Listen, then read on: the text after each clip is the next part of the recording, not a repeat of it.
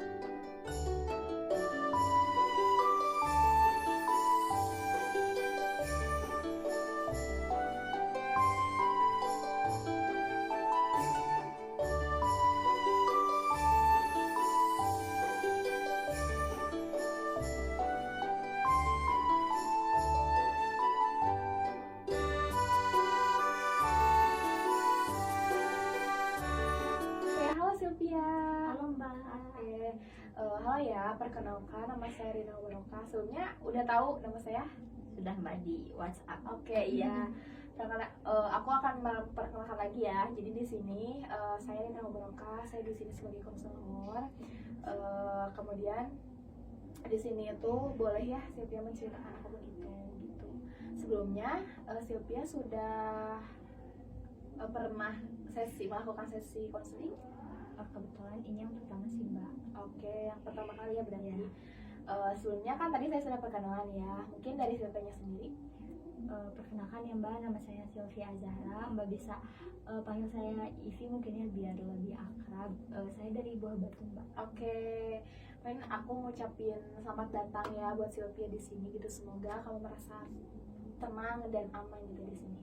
Oke, sebelumnya karena tadi Sylvia menyebutkan kalau misalkan di sini itu Sylvia baru pertama kali ya. Iya betul Mbak. Oke, jadi di sini itu saya izin menjelaskan kalau sesi konseling itu memiliki 3 asas. Gitu. Jadi di sini sistemnya kayak diskusi apa yang akan Sylvia capai nantinya.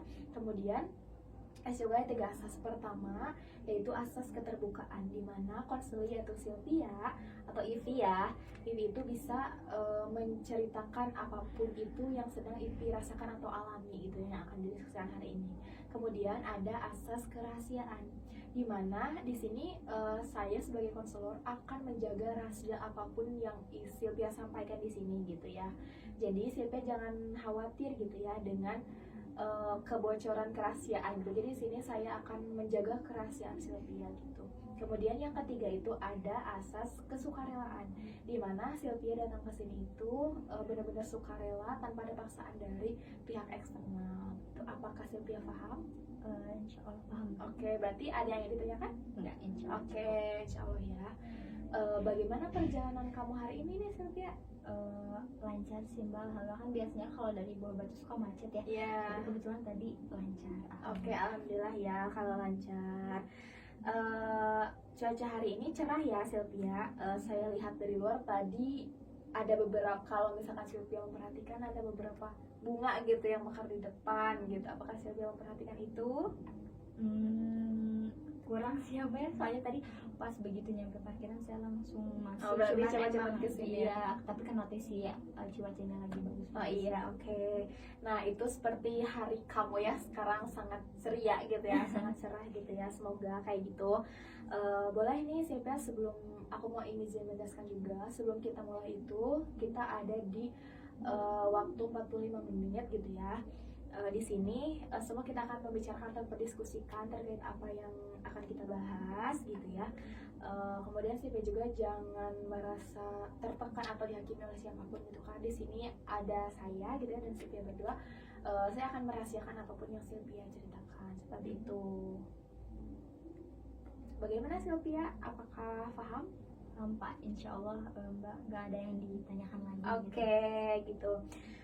Silvia, sesi ini santai aja, jadi Silvia jangan terlalu tegang gitu ya. Siap. Oke, boleh relax. Oke. Apa yang sedang Silvia rasakan? Ini sih Mbak salah satu alasan saya kenapa kesini juga gitu ya. Gak tau Mbak, jadi akhir-akhir ini saya kayak merasa lelah gitu ya. Kayak gak tau aja menjalani kehidupannya tuh kayak lagi berat gitu, dan saya juga nggak tahu alasannya tuh apa, kenapa saya itu ngerasa lelah atau capek gitu Mbak. Kayak gitu sih, makanya saya akhirnya untuk kayak aduh ini kalau terus dibiarin juga gak benar. Nah makanya saya menghubungi. Oke, tadi mungkin saya meng-highlight. Tadi Silvia menyatakan kalau misalkan Silvia tuh merasa lelah dan gak tahu gitu kenapa gitu ya. Oke, kamu boleh sedikit menggambarkan gitu ya. Soalnya tadi kan Silvia lumayan agak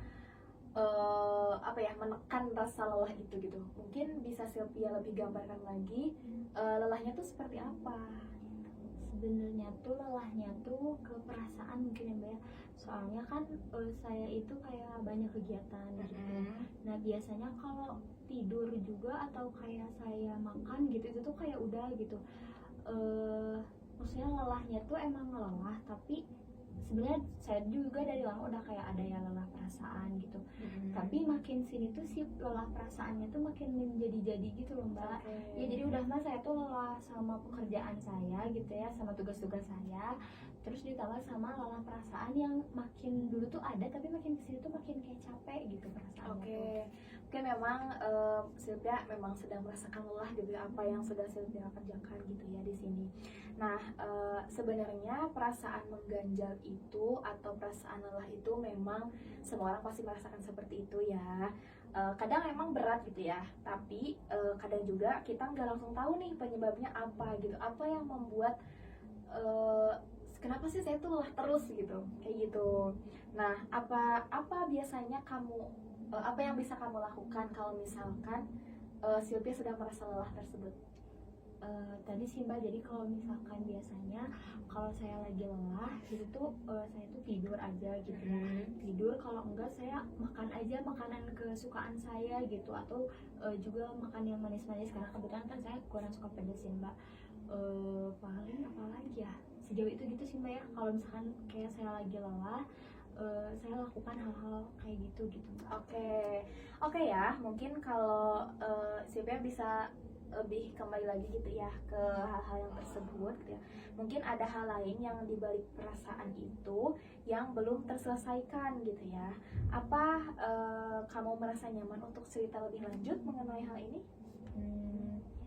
Kayaknya iya sih Mbak ya, karena tujuan saya awal datang ke sini kayaknya emang saya butuh orang gitu ya untuk menyembuhkannya. Jadi saya berkenan Mbak untuk cerita lebih lanjut. Mungkin bisa lebih ceritakan lagi nih, Silvia itu sedang lelah seperti apa di pekerjaan?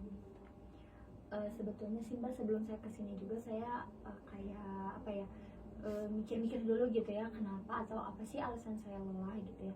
Dan sebetulnya yang Mbak ya apa ya, akarnya tuh berawal dari sebuah apa ya, pertemanan. Nah saya juga kayak pengen tahu gitu ya, kalau dari Mbak apakah hal yang saya lakukan tuh betul salah atau akar dari capeknya saya itu tuh kayak gitu atau bukan. Nah, jadi Mbak, saya itu kan pernah ya sangat dekat gitu ya sama orang, sampai kayak teman lah ya, sampai kayak saya anggap itu dia itu saudara saya sendiri. Nah sampai kayak kita biasa kan Mbak, kalau teman tuh suka saling cerita rahasia-rahasia. Ada satu rahasia yang menurut saya itu cukup besar gitu ya di diri saya. Nah terus kita tuh kan satu Terus dia itu malah menceritakan rahasia, salah satu rahasia terbesar saya ke teman-teman kelas saya. Nah di situ saya merasa apa ya, dihianati gitu ya sama teman saya, sampai sekarang gitu hubungan kita tuh nggak terlalu deket gitu Mbak. Nah dari situ ya kayaknya gitu. Mungkin kayak gitu Mbak, kalau apa ya yang mengganjal atau yang membebani diri saya. Oke, tadi kan itu menjelaskan kalau misalkan ada perasaan dihianati itu perasaan marah, jengkel ke orang tersebut gitu ya. Terus mungkin Sylvia juga bingung, gak mau apa ya, menerima permintaan maaf dia gitu ya, walaupun memang dia itu sudah meminta maaf. Iya betul, dia sudah meminta maaf bahkan beberapa kali gitu Mbak.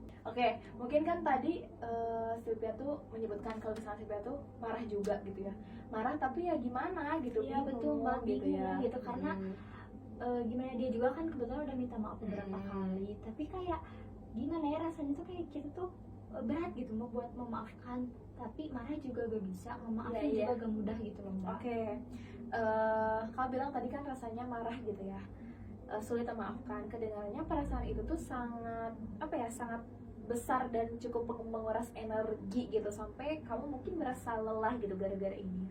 Kalau nggak keberatan, apakah Ipi boleh cerita tentang orang tersebut?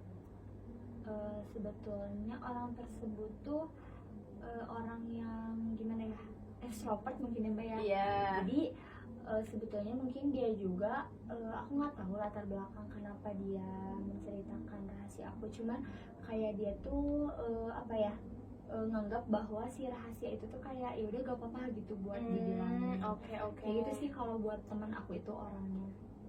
Oke, di sini saya bisa memahami perasaan Ipi ya, bagaimana tadi sebenarnya kan Sylvia itu sudah merasa percaya gitu ya terhadap teman tersebut, tapi kenapa orang tersebut mengkhianati diri kamu gitu ya.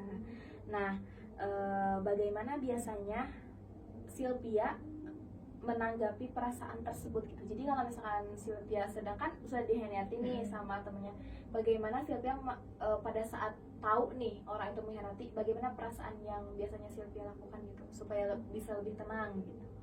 Sejauh ini lebih ke menahan aja sih Mbak, karena yang tadi ya kayak kadang juga saya orangnya kan gak mau ribet gitu ya, gak mau kayak labrak atau kayak gimana, jadi kayak udah aja lah gitu. Tapi ya itu malah jadi memberatkan diri saya sendiri mungkin ya. Jadi kalau misalkan sebenarnya gimana biasanya cara saya itu lebih kayak ya udahlah, saya tuh kayak didiamin aja gitu, kayak dibiarin aja perasaan saya, karena saya juga kan kebetulannya sibuk, jadi kayak ya udah aja gitu sih Mbak sejauh ini. Oke.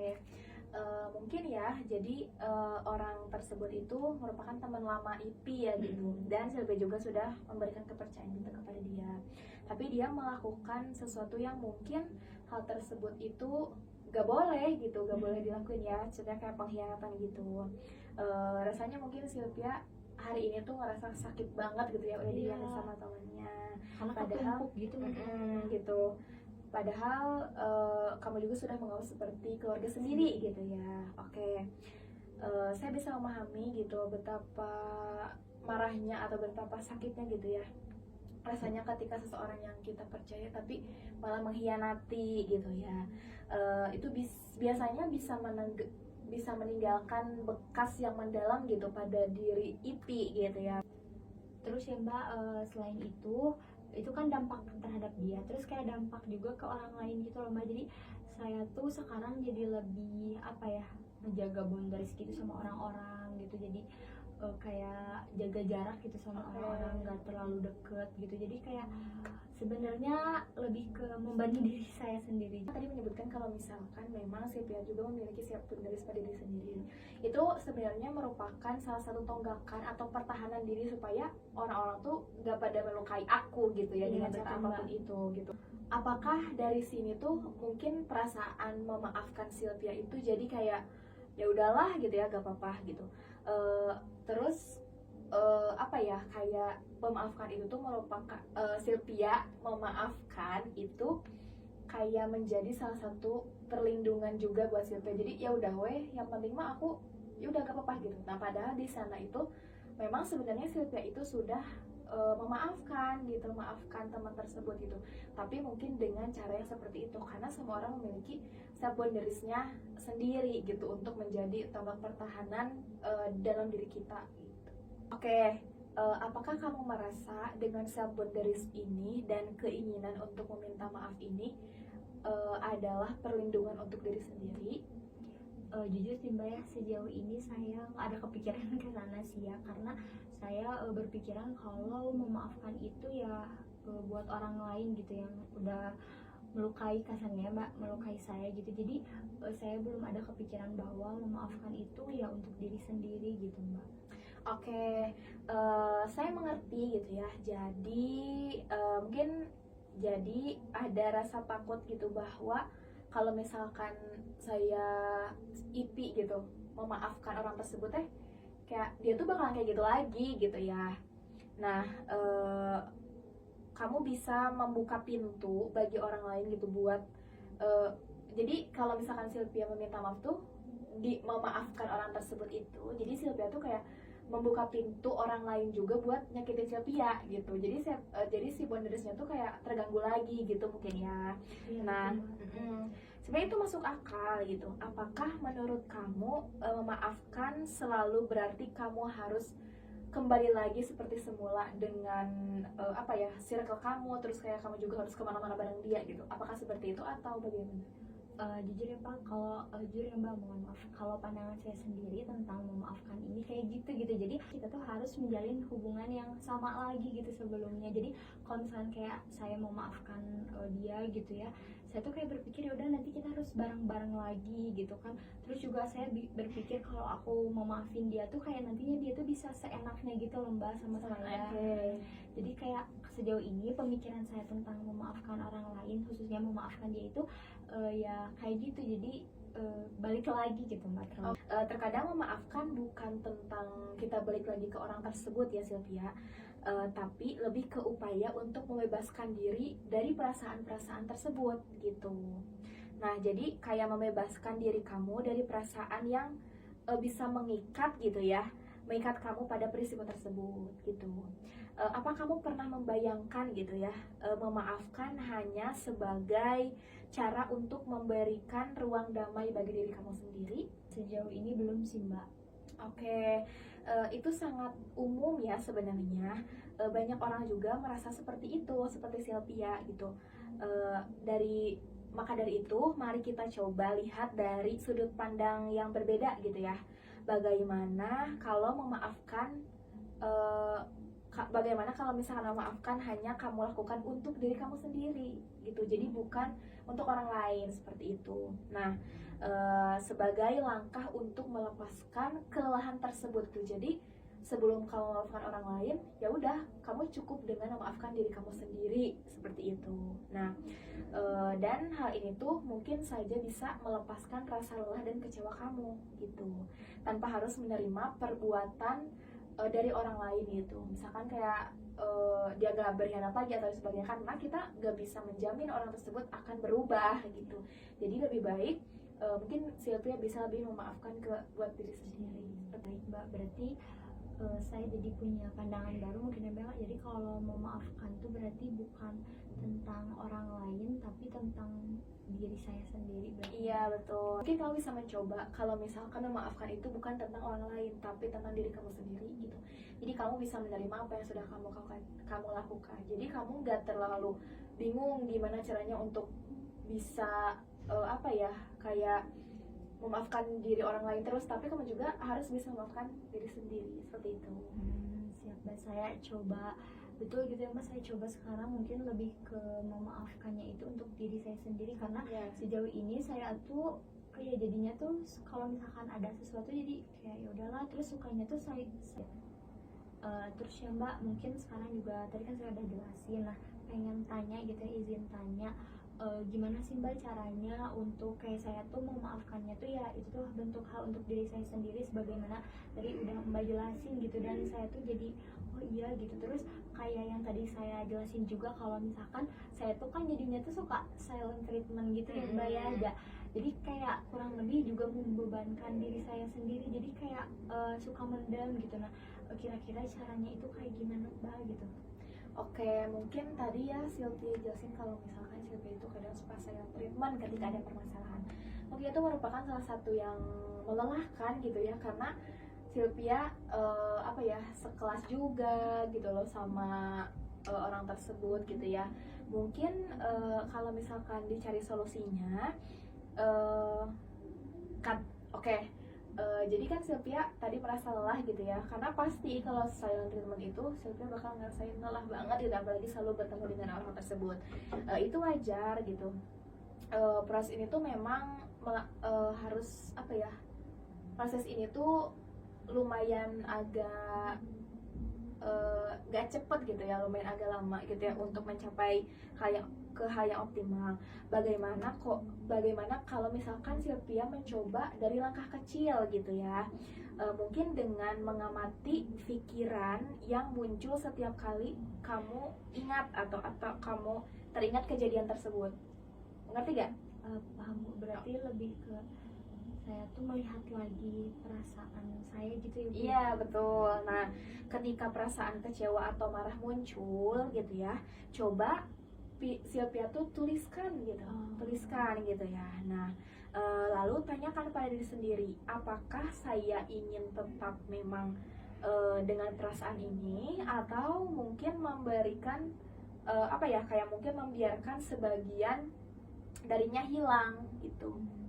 Gitu. Nah, bagaimana? Betul sih Mbak, karena sejauh ini saya jujur ya Mbak ya belum pernah melakukan hal itu gitu. Saya belum pernah menulis gitu tentang perasaan saya. Terus betul juga Mbak, saya tuh nggak pernah ngerefleksiin apakah saya tuh pengen tetap dengan perasaan ini atau membiarkan sebagiannya tuh hilang dengan menulis gitu. Oke, tepat sekali ya Sylvia. Ini bukan berarti kamu melupakan rasa sakit yang kamu rasakan gitu ya, tapi memberikan diri kamu kesempatan untuk berlatih melepaskan sebagian besar beban-bebannya gitu. Semakin sering kamu lakukan, mungkin akan semakin ringan rasanya gitu. Dan siapa tahu pada waktunya nanti kamu bisa melihat sebagai apa ya, pengalaman untuk belajar buat diri sendiri seperti itu. Baik, terima kasih ya Mbak ya. Mungkin nanti saya coba gitu ya dari hal kecil yang bisa saya lakukan. Tadi kayak saya juga apa ya, jadi punya pandangan baru dan apa yang lebih tenang gitu Mbak. Jujur ya, setelah konsultasi dengan Mbak saya lebih tenang. Terus kayak saya jadi punya pandangan bahwa memang betul ya Mbak, sepertinya memaafkan itu bukan untuk orang lain, tapi memaafkan itu bisa buat diri saya sendiri juga. Dan mungkin saya juga kedepannya gitu mau mulai menuliskan gitu setiap emosi-emosi atau perasaan yang saya pendam gitu. Jadi enggak kayak dipendam sendiri, tapi saya akan menuliskan gitu hal tersebut. Terima kasih banyak ya Mbak ya. Iya, sama-sama. Mungkin tadi Sylvia kan solusi dari ibu seperti itu ya, menulis gitu. Kalau misalnya dari Sylvia sendiri, apakah ada hal-hal lain gitu yang bisa lebih menarik gitu? Karena sejauh ini, karena mungkin ya Mbak ya, karena masalah saya juga berangsur-angsur, jadi kalau dari pribadi saya sih sebetulnya belum menemukan gitu solusinya gitu. Dan saya pikir solusi dari Mbak gitu ya tadi sudah sangat apa ya, mencerahkan saya gitu. Jadi insya Allah sejauh ini kalau dari saya pribadi, langkah atau solusi yang tepatnya itu memang yang dari Mbak. Saya senang gitu ya mendengarkan Sylvia dan melihat Sylvia sekarang gitu ya seperti ini. Memaafkan adalah hadiah untuk diri sendiri gitu. Cara yang kamu pilih untuk hidup lebih ringan seperti itu. Kita bisa lanjutkan latihan ini secara bertahap gitu ya Sylvia. Terima kasih Sylvia sudah terbuka kepada saya. Bagaimana perasaan Sylvia sekarang? Jujur Mbak lebih rileks, sama lebih ke kayaknya saya tahu nih apa yang jadi obatnya gitu, atau apa langkah yang harus saya lakukan gitu Mbak. Terima kasih ya Sylvia sudah terbuka gitu kepada saya. Senang mendengarnya. Memang tidak mudah gitu ya untuk kamu lakukan untuk mencapai hal yang optimal secara cepat gitu ya. Mungkin dengan kamu memulai juga itu merupakan salah satu membuka diri dan melihat hal dari sudut pandang yang berbeda seperti itu. Saya ingin mendukung Sylvia, langkah demi langkah yang Sylvia lakukan gitu ya, untuk menjadi lebih ringan gitu ya. Menurut kamu nih, apa langkah kecil pertama yang bisa kamu coba setelah sesi konseling ini? Beli buku kecilnya sih Mbak buat nulis. Itu Oke. mungkin ya. Paling nanti juga saya koordinasi lanjutan sama Oke. Mbak gitu ya terkait perasaan saya lebih lanjut. Tapi dari sini kayak saya juga berterima kasih banyak gitu ya buat Mbak yang secara tidak langsung juga tidak menghakimi saya gitu ya, dan tidak kayak yang saya lakukan itu salah, tapi Iya, oke. justru mendukung saya dan memberikan saya solusi. Paling gitu sih Mbak. Oke, mungkin ya dari tadi sudah kita berdiskusi banyak gitu ya. Mungkin bisa Sylvia ungkapkan lagi buat refleksi diri gitu ya. Apa saja yang akan Sylvia lakukan gitu, atau yang Sylvia dapatkan gitu untuk menghadapi permasalahan-permasalahan ini. Kalau saya bisa berefleksi, mungkin hal yang paling utamanya bagi diri saya itu sih Mbak, kayak apakah saya akan membiarkan beban ini, atau tadi bukan berarti melupakan tetapi sedikit merelakan gitu ya Mbak, atau melepaskan Oke. beban saya selama ini, dan itu memaafkan bukan untuk orang lain tapi memaafkan itu untuk diri saya sendiri. Oke Sylvia, bagus sekali ya apa yang sudah tadi Sylvia katakan, betul sekali. Kalau misalkan Sylvia memang membutuhkan solusi dari saya gitu, mungkin bisa dilakukan dari step by stepnya. Mungkin kalau misalkan Sylvia memang membutuhkan saya kembali gitu ya, boleh Sylvia berkonsultasi melalui WhatsApp gitu, atau mungkin Sylvia kayak melakukan konseling individu lagi gitu. Seperti itu ya. Nah, makasih banyak Oke, ya, Mbak. sama-sama. Makasih banyak ya Sylvia. Bagaimana perasaan kamu sekarang nih? Senang Mbak. Oke. Lebih tenang juga. Oke, mungkin aku ada sedikit refleksi juga ya. Tadi kan udah benar-benar cemas banget gitu ya, dan Kelihatannya makanya pas datang ya gitu. Jadi kayak cemas coba gitu. kita jarinya di sini. Gini Nah, ya. jadi kalau misalkan tarik nafas, ini Ya. tarik, ini keluar. Tarik, iya, keluar, siap. tarik, keluar, tarik, keluar, tarik, keluar. Oke? Siap Mbak. Oke. Boleh kita mulai dari sekarang.